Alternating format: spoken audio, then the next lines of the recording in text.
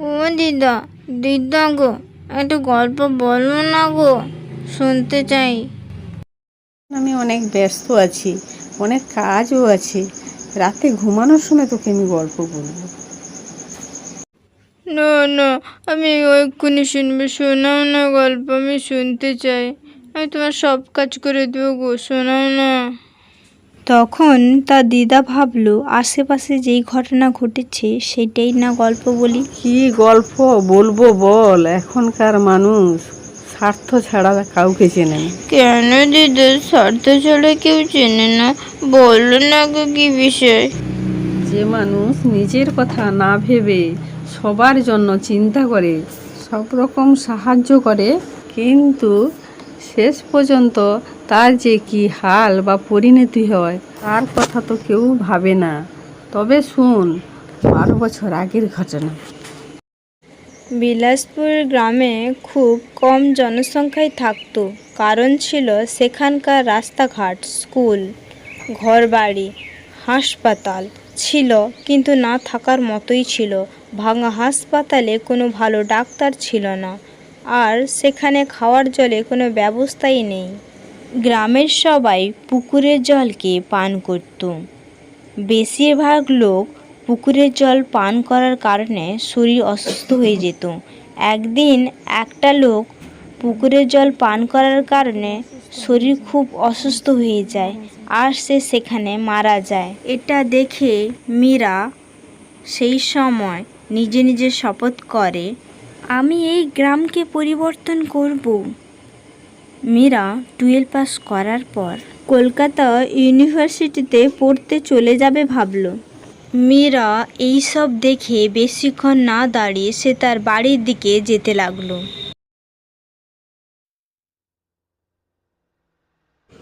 মীরা কলকাতায় যাদবপুর ইউনিভার্সিটিতে পড়ার জন্য সুযোগ পায়। তখন সে তাড়াতাড়ি গাড়ি ধরে কলকাতার দিকে রওনা দিল। কয়েক ঘন্টা গাড়িতে বসার পর মীরা কলকাতা শহরে পৌঁছে যায়। আর এদিকে গ্রামের কিছু মহিলারা আলোচনা করে যে দিনের পর দিন দূষিত জল পান করার কারণে ও খারাপ খাবার খাওয়ার জন্য একে একে অসুস্থ হয়ে যাচ্ছে গ্রামবাসীরা, ও মারাও যাচ্ছে।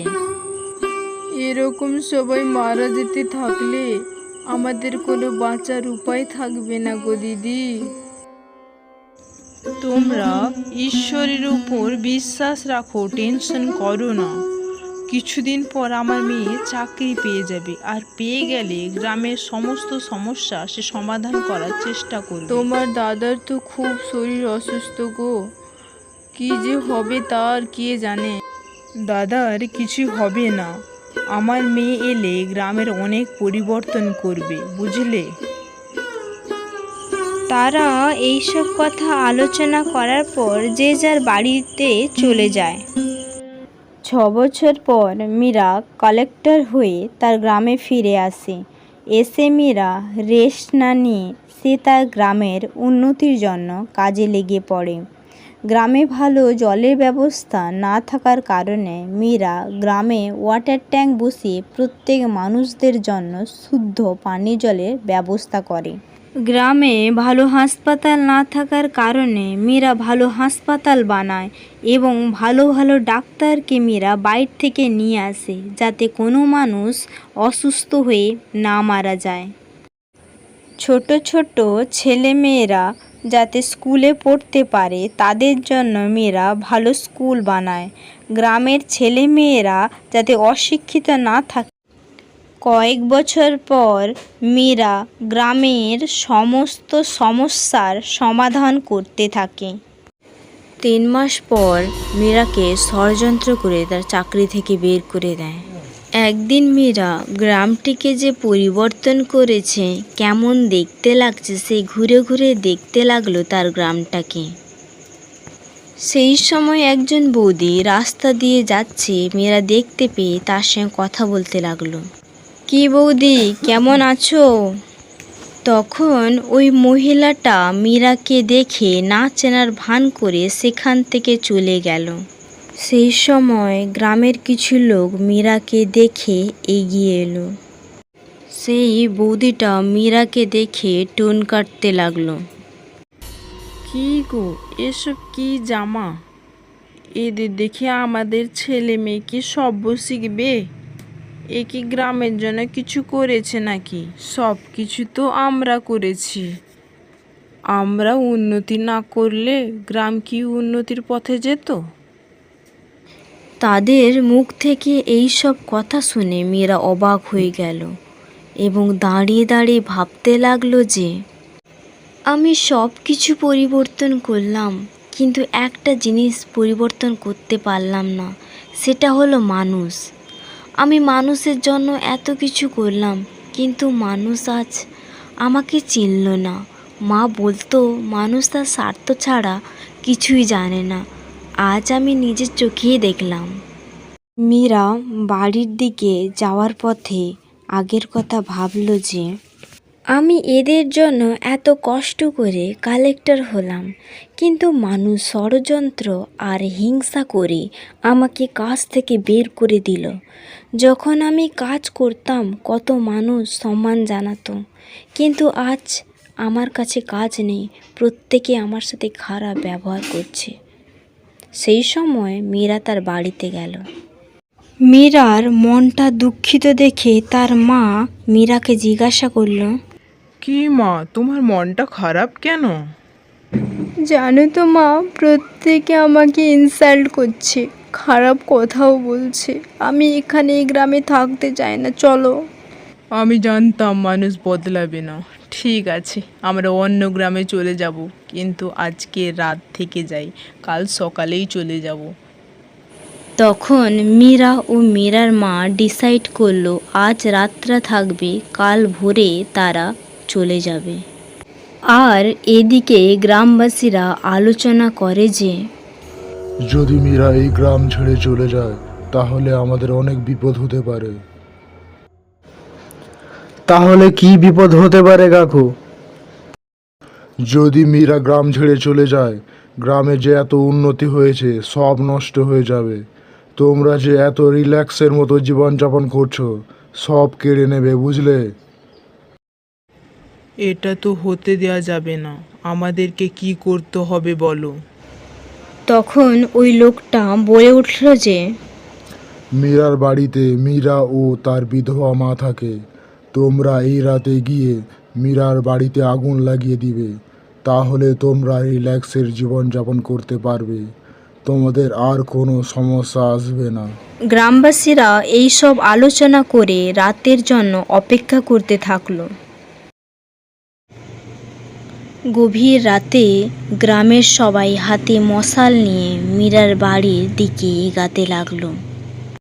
আর একজন মনে মনে ভাবতে লাগলো, এবার এই বিপদটা আমাদের ঘর থেকে নামবে। তাদের হাতে মশালটা মীরার বাড়ির দিকে ছুঁড়ে দিল আর আগুন লাগিয়ে দিল মীরার বাড়িটাকে। মীরা জোরে জোরে কাঁদতে লাগে আর বলতে থাকে, বাঁচাও বাঁচাও, কেউ যদি আমার কথা শুনতে পাও, প্লিজ আমাদেরকে বাঁচাও এ ঘর থেকে। মীরা জোরে জোরে চিৎকার করলো, কিন্তু কেউ তাদেরকে বাঁচাতে এলো না। মীরা ও মীরার মা সেখানে মারা গেল। কয়েক বছর পর গ্রামবাসীরা ওই জায়গার উপর একটা মন্দির বানিয়ে দেয়। হঠাৎ একদিন গ্রামের কিছুজন ওই মন্দিরে আসে। সেই সময় ঘন কালো মেঘ চারিদিকে ঘিরে গেল আর তীব্র বেগে বাতাস বইছে। সেই সময় ওই মহিলাটা বলে উঠল যে বৃষ্টি আসতে পারে, চলো মন্দিরের ভেতরে যাই। সেই সময় তারা মন্দিরের ভেতরে চলে যায়।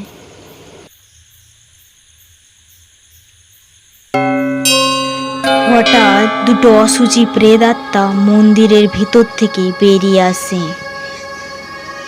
ওই অশুচি প্রেতাত্মাকে দেখে তারা ভয়ে কাঁপতে থাকলো। তোমরা কে?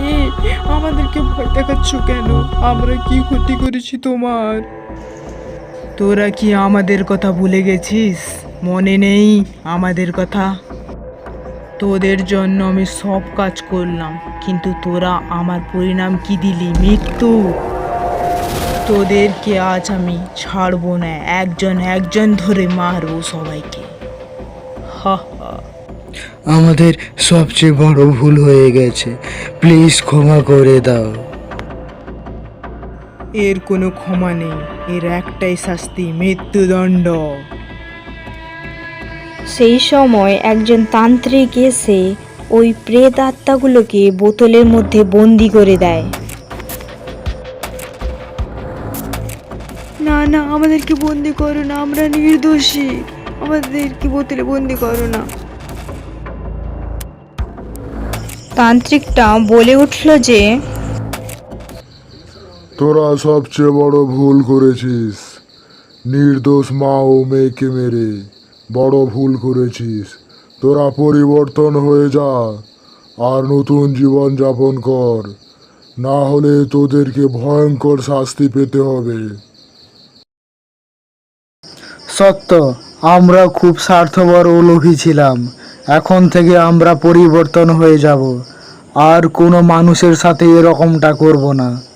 আজ থেকে আমরা সবাই প্রতিজ্ঞা নিলাম। গ্রামের প্রত্যেক মানুষ ধীরে ধীরে পরিবর্তন হতে লাগলো, আর প্রত্যেকের সাহায্য করতে থাকলো, আর নতুন জীবন যাপন করলো তারা। যদি গল্পটি ভালো লেগে থাকে, সাবস্ক্রাইব এবং লাইক করে আমাদের পাশে থাকুন। ধন্যবাদ।